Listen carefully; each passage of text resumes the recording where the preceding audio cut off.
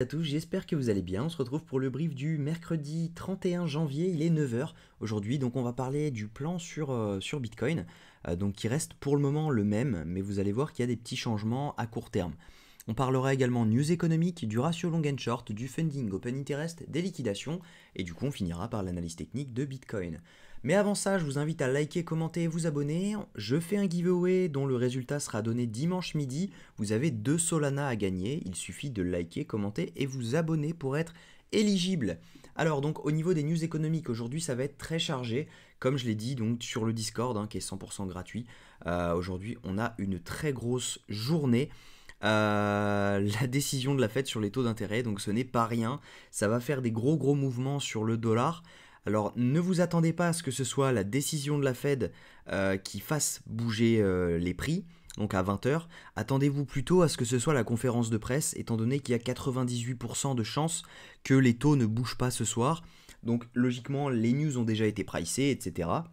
Donc il y aura zéro changement en général à 20 heures, il va y avoir de la volate, mais logiquement il n'y a aucun impact sur le marché. Par contre, à 20h30, toutes les allusions que Powell va faire pendant la conférence de presse, et ben là, ça va clairement être décisif pour les prochains mois, pour les prochaines semaines, étant donné que, bah, tout simplement, si jamais il dit un mot qu'il n'aurait pas dû dire, etc., il va être interprété par les marchés, et tout simplement, bah, ça va être pricé. Donc il faut bien faire attention à vous à 20h30. Je vous conseille, si jamais vous avez des trades qui sont un peu branle-ballant, coupez-les. Si vous avez des trades qui sont vraiment positifs, mettez-les à BE parce qu'on ne sait jamais les mèches qu'il peut y avoir. Je vous conseille vraiment, c'est du vécu. Donc faites attention à vous.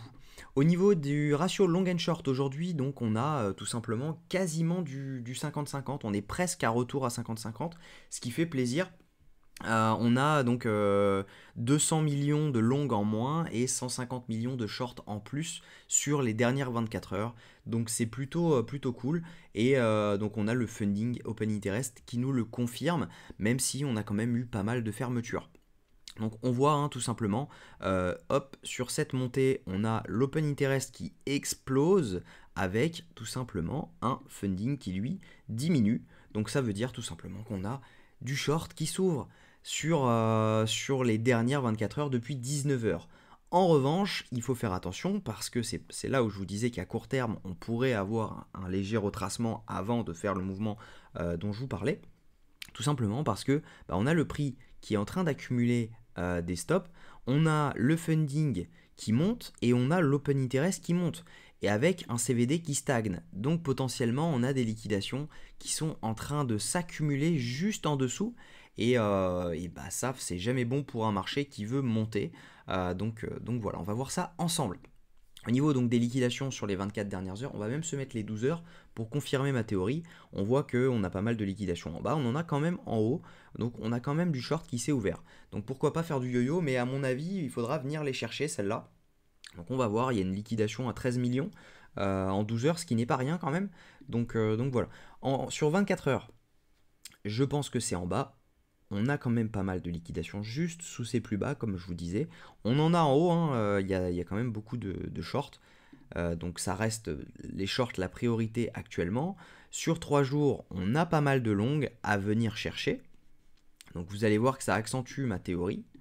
Sur une semaine, hop, sur une semaine, je crois que c'est tout en bas. Mais à mon avis, on ne viendra pas liquider tout ça. Si jamais vraiment on vient les chercher, ça va être, à mon avis, on fera difficilement un retour haussier ensuite. Donc au niveau technique, ça sert à rien d'aller plus loin dans les time frames, étant donné qu'on sait que après le reste, les liquidations, elles sont ici, là où elles sont notées avec le petit emoji qui a la langue d'argent. Donc tout simplement, moi le plan, ce serait de venir rechercher. Je vais juste vérifier que ça n'ait pas bougé et que ça soit bien tracé. Voilà. Hop. Donc le plan serait de venir chercher cette zone. En fait, on a des liquidations qui sont présentes ici, ok, ici et ici. Donc le top du top, ce serait de venir chercher déjà ce FVG qui est là. Donc de faire une mèche là-dedans et ensuite pouvoir repartir potentiellement. Donc il y aurait un premier long à tenter ici, ok. Donc un long dans ce FVG, si jamais je vous le mets, hop, donc il ne se montre pas, ça doit pas être en cette time frame là, ça doit être en H4, hop, que je dise pas de bêtises, Mais normalement, on a un joli FVG qui se trouve ici. Qui a été comblé. Autant pour moi, j'avais pas vu cette mèche-là. J'étais encore à l'analyse d'hier, donc il a été comblé. Donc là, en général, c'est là où on peut repartir, mais au vu des liquidations et au vu du nombre de longues qui se sont ouverts sur les dernières 24 heures, ça va être compliqué. Donc je vais me remettre en 1 heure. Et on va regarder un peu où est-ce que ça peut aller. Donc ce long là, non, je ne le prendrai pas. Donc tout simplement, on a des liquidations ici, ici, ici, ici. Le top du top pour rentrer, ce serait tout simplement de venir chercher cette zone OTE. Parce que là, on liquiderait vraiment tout le monde. Et ensuite, pouvoir repartir, revenir prendre cette zone. Et ensuite, vraiment, rect tout le monde. Ça serait le plan faramineux parce que ça nous permettrait d'avoir une entrée longue, une entrée short. Avec des très beaux R parce que là tout simplement le SL vous le mettez là-dessous, vous avez un RR de 4 et derrière vous avez un RR de 7. Donc si tout est validé en 2 semaines, ça fait un RR entre 10 et 15, entre 10 et 12 sur 2 semaines. Donc c'est plutôt pas mal. Donc moi je vais mettre un ordre ici pour un ordre d'achat avec un SL donc sous cette mèche parce qu'on a quand même cette trendline qui nous aide. Cette trendline quand même, c'est quand on va la casser, là on avait méché dessous pour vraiment convaincre tout le monde que ça y est c'était parti, et on avait également pas mal de liquidations à venir chercher ici, donc c'était un peu pour ça, plus un FVG qu'on a rebondi tout pile. Donc voilà, on a pas mal de chances de venir chercher les 45 600 selon moi.